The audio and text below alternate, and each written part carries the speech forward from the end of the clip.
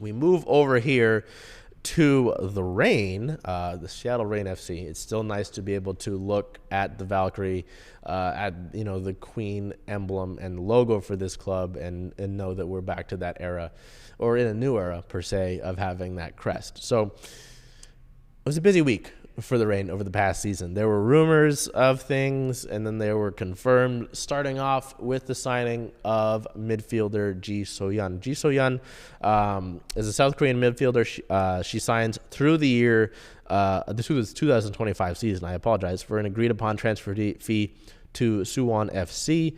She will join the Reign for preseason following the receipt of her visa. She joins the Reign from Suwon FC in the WK League, which is the highest ranking level women's league in South Korea. She joined that team in 2022 after leaving Chelsea and helping Chelsea win a number of trophies. Spent 8 seasons there, arriving in 2014 as the first South Korean player to play in the FA Women's Super League. That season, back in 2014, she was named the league's Player of the Year and the PFA Players Player of the Year, winning multiple trophies. She's viewed as a creative midfielder that went on to make history as the first non-British player to reach 100 and then 200 league appearances in the WSL, totaling 210 appearances and scoring 68 goals across all competition with Chelsea, helping them win 13 major titles. So in a lot of ways, this is viewed as the replacement for Rose Lavelle. That's nice to see. Obviously, a lot of people really concerned with Rose Lavelle leaving and replacing that, finding that creative attack like the Sounders we talked about with the Reign. So many opportunities for them to win games, turn draws into wins, turn losses into draws, so on and so forth. So you're adding somebody here who's a veteran, who's well regarded, who's won, who knows how to win. So that'll be exciting. That's a big move there. The Reign are still expected to add another international signing as well, in addition to Ji So-yeon, per our sources. So we'll get to that, of course, when that happens. But preseason's underway. That might not happen until the summer window happens. And, there's obviously, even with Ji So-yeon, there's the visa that you have to worry about. So we'll look to that at a different point in time. But there's that announcement. We go from that. As I mentioned, there's a ton of stuff that happened over the course of the past week for the Reign. Just the day of the Ji So-yeon announcement, there was rumor of a trade, and it became official. The Reign sent away defender Sam Hiatt in a deal, which is unfortunate. I was a big fan of Sam. Defender Sam Hiatt goes to Gotham FC in a 3-team deal. So there's the Reign, Gotham, and then Racing Louisville. The Reign send Sam Hiatt to Gotham. Louisville just gets some allocation money. That would be $60,000 in allocation money, while the Reign receive Julia Lester, who is a 24-year-old defender, and $20,000 in allocation money. You'll learn about Lester here. We'll go. Lester enters her 3rd year in the NWSL, having spent her first 2 seasons with Racing Louisville as a center back and some outside back. So there's some versatility there that head coach Laura Harvey likes seeing. I mean, we saw it with Phoebe McClernand as well. Lou Barnes has moved around the back line as well. She entered the league back in 2022, starting in 30 of 33 games played for Louisville, earning the 5th most starts for the club in that time. I apologize, she was 26 years old. So there's some success there for Lester as a defender. The Reign likely have their back 4 figured out already, but you are in a depth defender and maybe somebody who will take over when Lou Barnes ultimately decides to hang it up. We look at this deal and it's frustrating because I've got some further detail on why this trade happened. We look at the draft. A lot of folks we were expecting Sam Hiatt to get taken in the expansion draft by Bay FC, be closer to where she played college at Stanford. That didn't end up happening, and we find out later that the Reign did make a trade with Bay so that they would not select Sam Hiatt. It seemed like Sam Hiatt was going to be the eventual successor for Lou Barnes at that position when Barnes decides to hang it up. Something seems to have changed upon that line, and now Hiatt has ended up with Gotham, joining former teammates Rose Lavelle and Emily Sonnet there in New York, New Jersey. So, yeah, unfortunate. Sam Hiatt was a fan favorite. She was a local, and she was a really strong defender here. Ultimately, didn't work out. and now Julia Lester is here, so we're happy with that. And we have to continue with the news because, again, there's a lot that happened for the Reign over the course of the past week.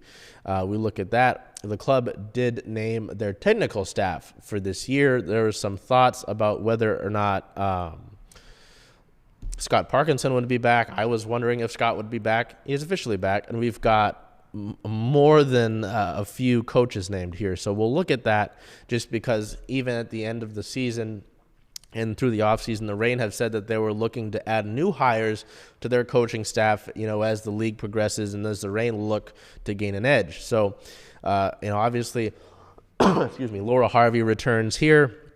Head assistant coach Scott Parkinson and assistant coach Kate Norton returned to the staff for a second consecutive season. So joining the staff is assistant coach and head of goalkeeping Lloyd Yaxley, who most recently spent 2 seasons with the Kansas City Current as their goalkeeper coach.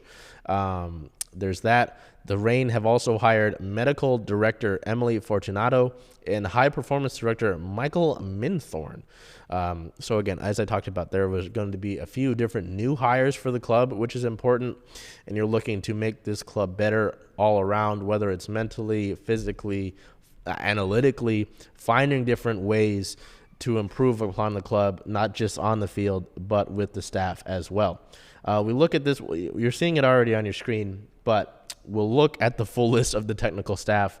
Leslie Galmore remains the general manager. Associate general manager is Santiago Gallo. Laura Harvey, the head coach. Head assistant coach Scott Parkinson. Assistant coach Kate Norton.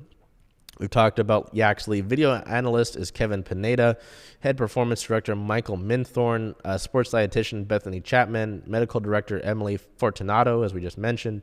And I believe those are the new ones. We could go all the way down the list here. But if we're counting here, 2, 4, 6, 8, 10, 12. There's at least 20 staff members for the Reign. So again, I join you back here.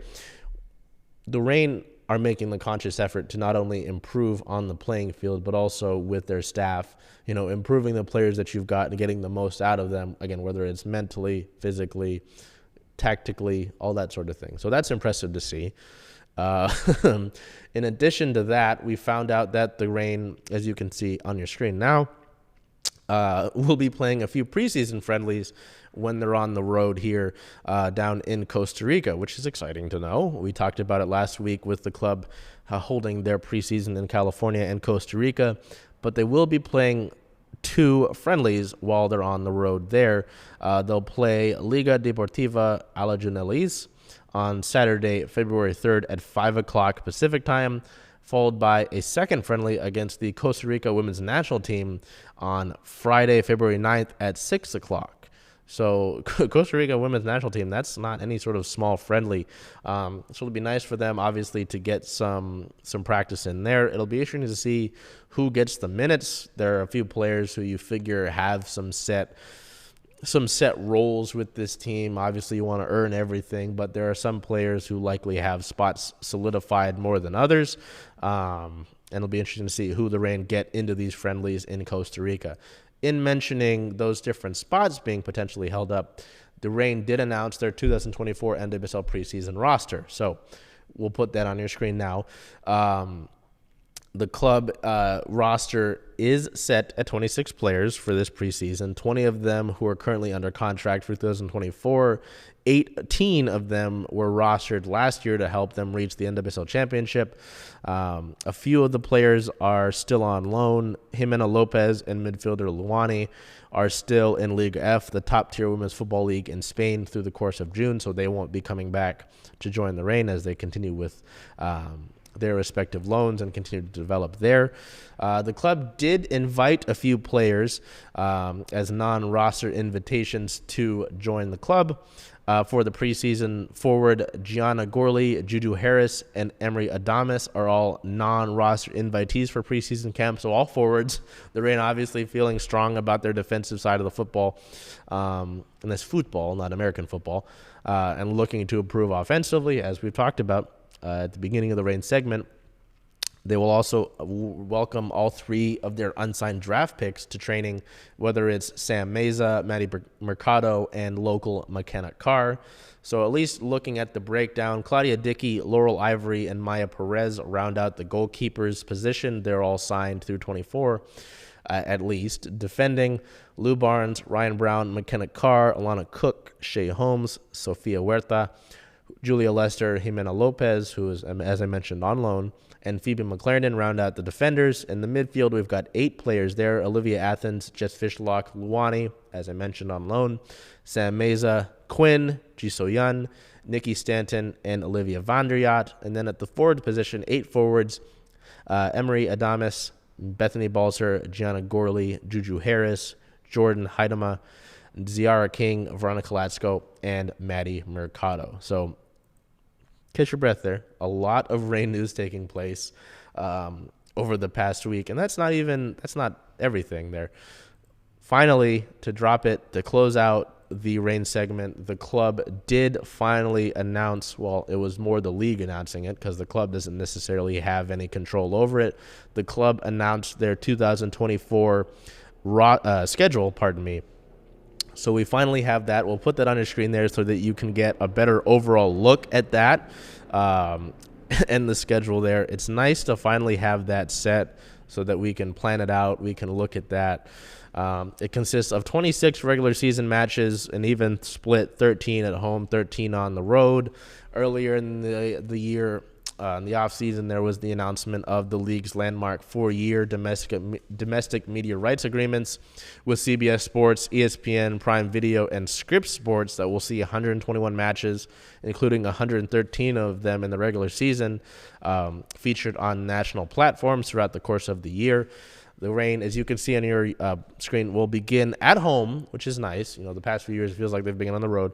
But they will continue to begin the year against the Washington Spirit, March 17th at 3 o'clock at Lumen Field against the Washington Spirit. Kind of getting sick of beginning the season against Washington. Such a good team, such a good club, such a competitive contest whenever those two teams meet. It's just a tough team to play. And it seems like we play the Spirit every year to begin the season. After the home opener, the Rain will be on the road for 3 consecutive matches, which is big. You know, with the league expanded playoff format in 2024, 8 clubs will qualify for the quarterfinal round taking place the weekend of November 9th through 10th.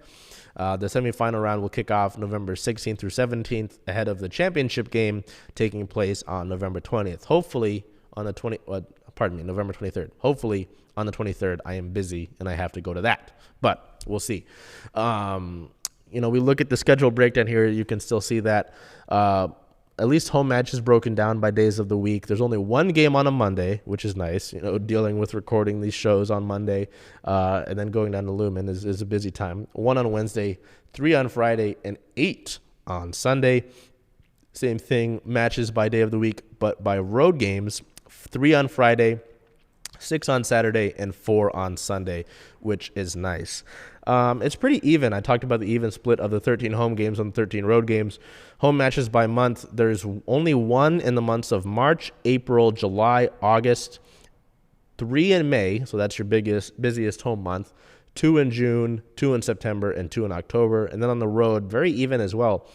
2 in the months of March, April, May, June, and September, and then only 1 in August, October, and November. So nice to finally get the schedule out of the way. Every year it feels like that's the major issue, is waiting for the schedule, but we've got that taken care of. That's out of the way. It was a busy week for the Rain.